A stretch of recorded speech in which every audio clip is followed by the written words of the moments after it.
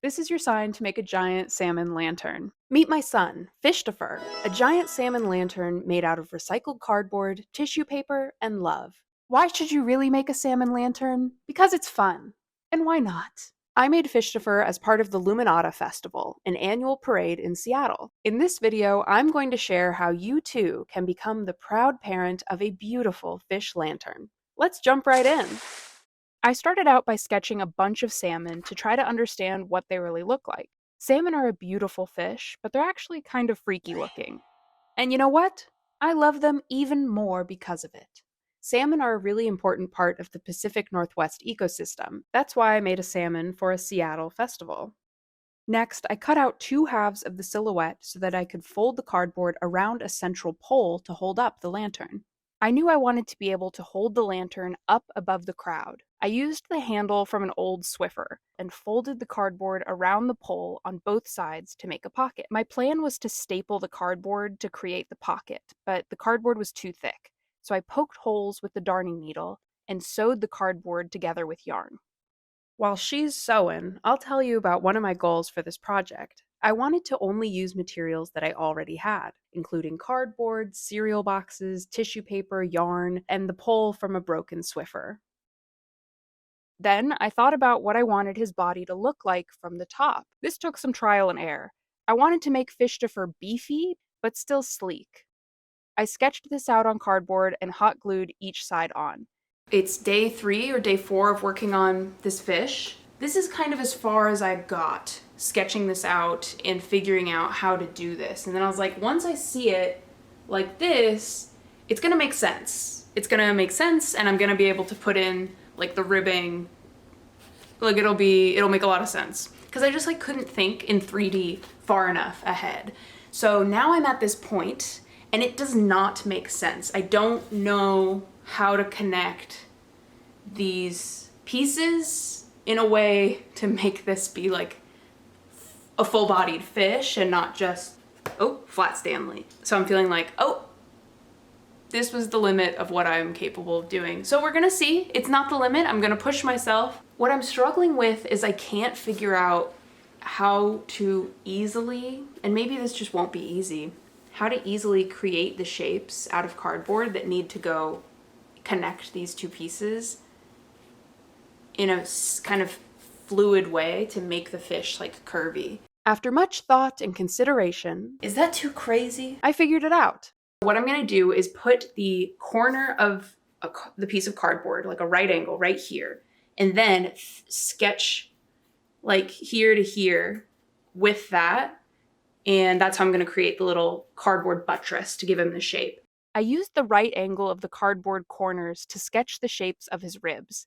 Then I cut one out for each side of his body. At first, I thought that the ribs needed to be thin so that the light would really shine through.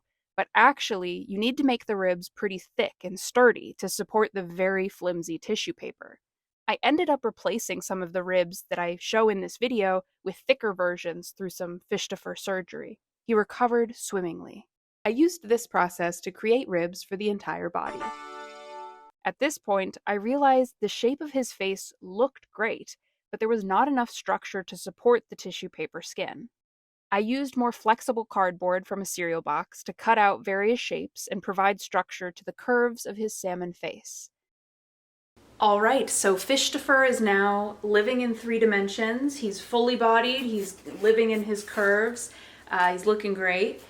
I decided to paint the fins rather than have them be part of the lantern because this makes them still stay thin and fin-like rather than being kind of boxy so that the light will shine through.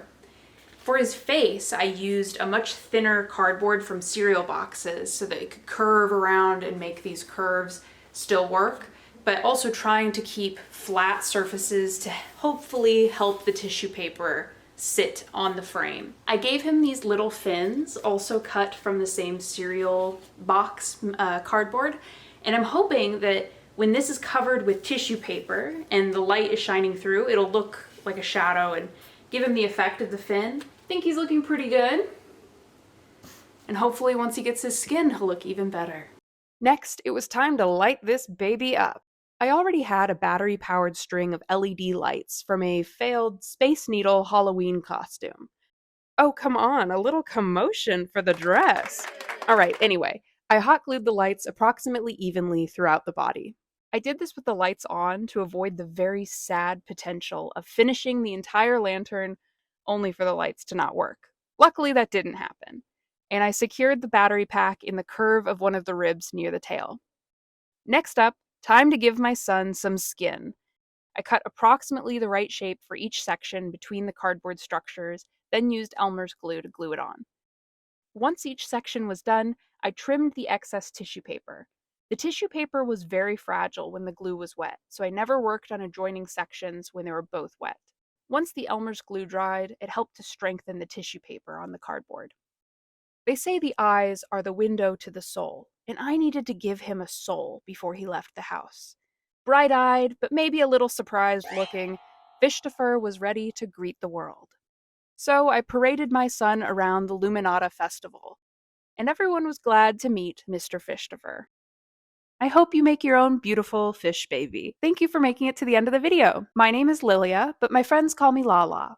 And now that you're here, I think we can be friends. I make videos about art and things that make me happy. I'll see you in the next video, and in the meantime, I hope you make something that brings you joy. Bye-bye!